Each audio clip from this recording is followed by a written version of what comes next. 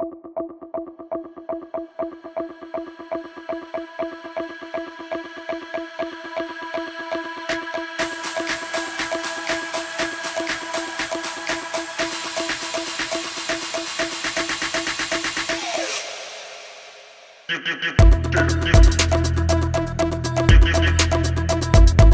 है इस ब्लॉग में। Welcome back.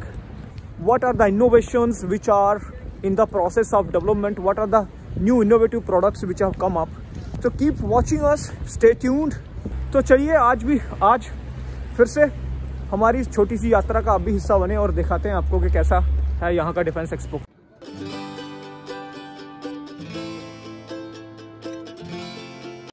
ये मिलिट्री सैटेलाइट, आप देखो कितना छोटा सा साइज होता है मिलिट्री सैटेलाइट का, very small satellite. Modern warfare में जो सबसे बड़ा जो चैलेंज आया है, जो सबसे बड़ी जो एंट्री हुई है वो है ड्रोन्स की, कि ड्रोन्स के साथ साथ जो इलीगल एक्टिविटीज़ बड़ी हैं उसको कैसे कंट्रोल किया जाए। दुश्मन ड्रोन्स का इस्तेमाल करके ड्रग्स ड्रॉप करता है, आर्म्स ड्रॉप करता है।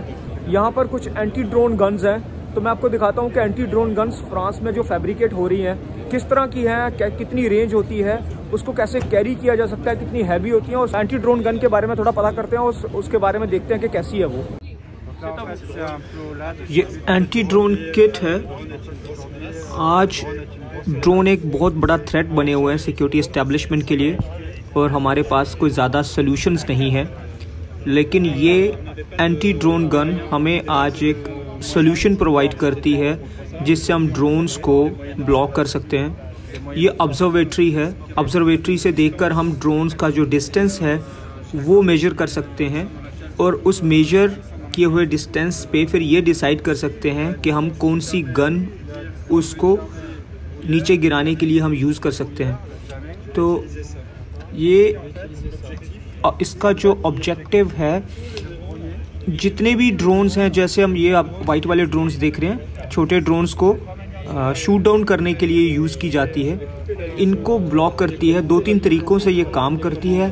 पहले तो इसका रिमोट और ड्रोन के बीच में कांटेक्ट काट देती है, या दूसरा जीपीएस का कांटेक्ट काट देगी, या तीसरा ड्रोन को ऊपर ही ब्लॉक करके रखेगी जब तक उसकी बैटरी पूरी डिस्चार्ज ना हो जाए और ड्रोन नीचे आ जाएगा। और जो ड्रोन है अपने आप नीचे आ जाएगा जब उसकी बैटरी बिल्कुल डिस्चार्ज हो जाएगी। तो 3 तरीक़ों से ये ड्रोन को कंट्रोल कर सकती है। इस conversation he is telling me about more technicalities of this anti drone gun. He is explaining that this gun can go up to 1 kilometer, and if the distance of the drone is more than 1 kilometer, then we can use other guns. We have some other means. Only thing is we have to measure the distance of the drone correctly, and the gun which is just near to this anti-drone gun is the double barrel gun which you have seen in the Olympics, where shooters use it for double trap. Similar kind of guns are also used in some other countries. This is what he's telling me. He's not able to tell me the price because he's not from the commercial team. He's a technical staff. This drone is manufactured by Thales. So thank you so much for explaining everything. Thanks. इससे हमें drone की जो range है पता चलती है, उसका distance पता चलेगा कि कितनी दूर से हमारा जो ड्रोन है वो कितनी दूर है। इससे हम ये पता कर सकते हैं कि कितनी उसकी रेंज रहेगी, और उसके बाद हम इस गन को यूज़ कर सकते हैं जिसकी रेंज, इसकी रेंज जो है ना वो 1 किलोमीटर तक है। 1 किलोमीटर है। अगर उसकी रेंज 1 किलोमीटर से ज़्यादा है तो फिर ये वाली गन यूज़ करेंगे। इसमें 8 कारतूस पड़ते हैं, इसमें 1 किलोमीटर से ज़्यादा उसकी रेंज होगी। और जिस टाइप के ये ड्रोन्स को डिस्ट्रॉय कर सकता है, ये जो ड्रोन्स है ना, इस तरह के drones it can destroy. Rafale का सिमुलेटर है ये, और देखिए यहाँ पे लाइन लगी हुई है। यहाँ पे बिल्कुल एक वैसा ही व्यू दिया हुआ है इन्होंने। देखिए एक यहाँ जो भी लोग जो फाइटर पायलट बनना चाहते हैं या कोई और प्रोफेशन में जाना चाहते हैं, ये वाली सारी चीज़ें बहुत इजीली एक्सेसिबल है यहाँ पर। ये देखिए यहाँ अभी ये लोग लाइन में क्यू में लगे हुए हैं ताकि वो बैठकर उसका जो लाइव है वो देख सकें। सो bonjour. Alors, c'est qui? C'est Antoine de Saint-Exupéry. Ok. C'est quoi son histoire alors? Antoine de Saint-Exupéry, c'est vraiment un très très bon pilote français. C'est l'aéropostale aussi, qui malheureusement est mort dans son avion en 1944.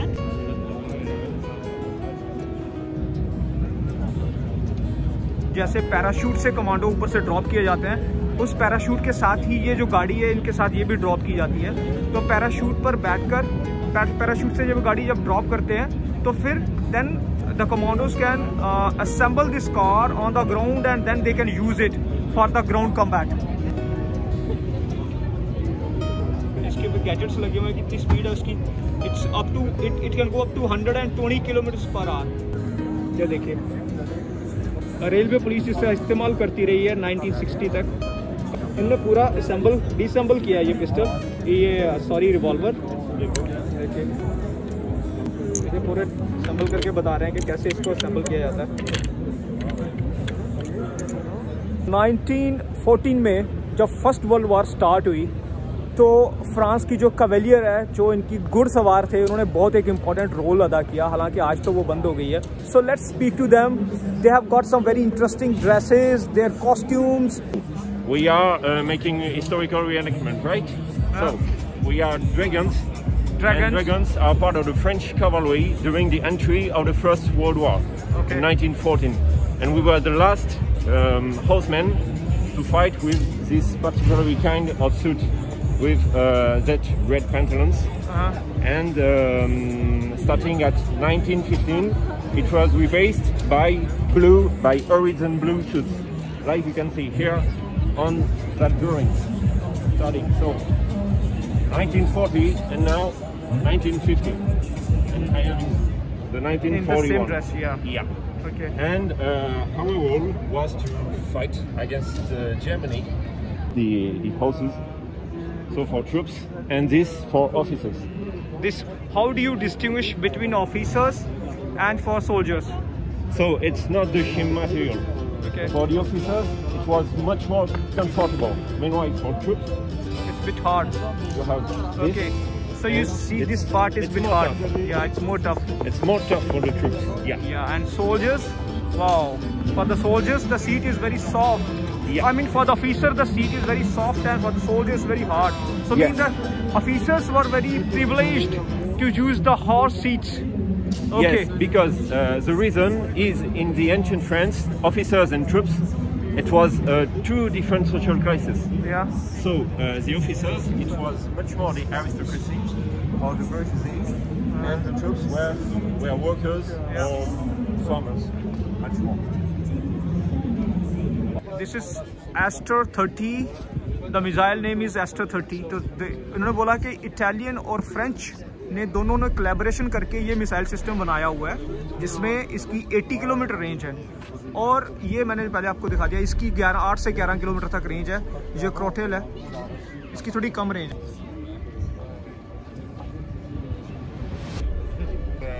ये देखिए 80 kilometre range है। आपको नीचे से दिखा दूँ, नीचे से कैसे दिखती हैं ये मिसाइल्स। ये देखिए कुछ इस तरह दिखता है ये नीचे से। यू सी, वाह। तो 2, 2, 4, 2, 6 और 8 मिसाइल का सेटअप है ये पूरे का पूरा। ये कुछ इस तरह है नीचे।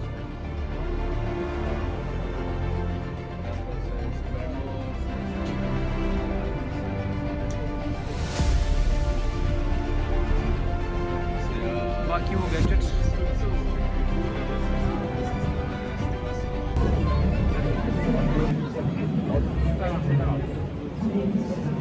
This is the anti tank missile from MBDA। MBDA ने बहुत अच्छे मिसाइल्स बनाई हैं।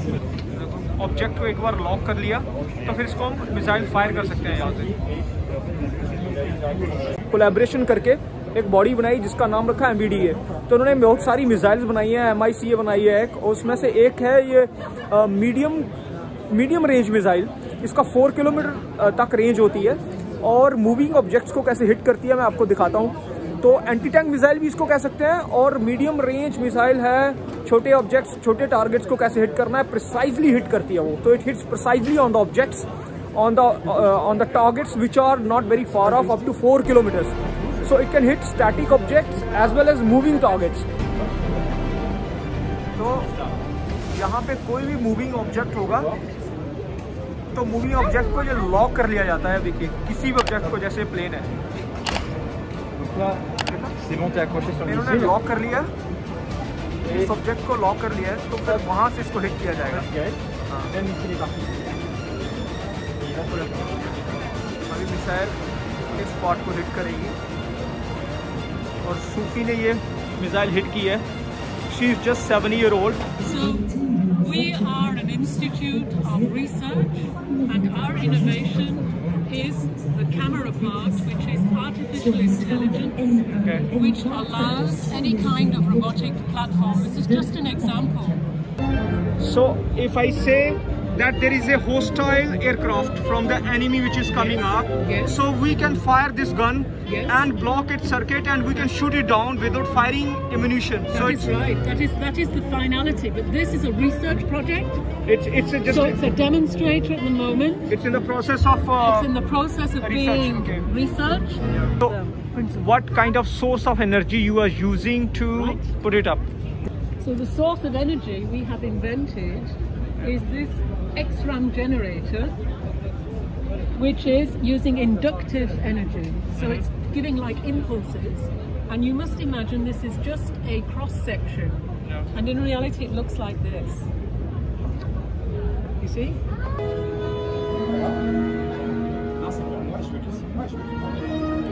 We don't really have competitors because we are in the research business in this sense. But we know that the Chinese are working on this kind of innovation, and the Americans have also worked on it, but they stopped the program because of a strategic change in plan. They wanted to invest in other types of missiles, but they still have the knowledge and the know-how. But we are unique in Europe to have this technology. I'm just wrapping up this video over here. You must have seen all the equipments which I just showed you. Just behind me, there is an exposition which was just displaying the products which are manufactured in France. So with this, I'm wrapping up this vlog. If you like it, please do not forget to like, share, and subscribe. I'll keep coming with the new content, with the new videos, with the new products which are making news in the innovation world, which can make the life of security forces easier. In that time, keep watching, stay safe.